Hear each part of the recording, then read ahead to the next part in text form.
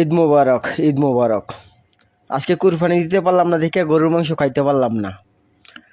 আজকে টাকার অভাবে কুরবানি দিতে পারি নাই, পাড়া প্রতিবেশী কেউ আমাকে মাংস দিল না। এই কথাটা যদি আপনার বাসার পাশে যদি কোনো ব্যক্তি মনে মনে বলে, তাহলে মনে করবেন আপনি কুরবানি হবে না। কেন বলছি জানেন? সে টাকার জন্য কুরবানি দিতে পারে নাই, আর আপনি টাকার আছে দেখে আপনি কুরবানি দিছেন।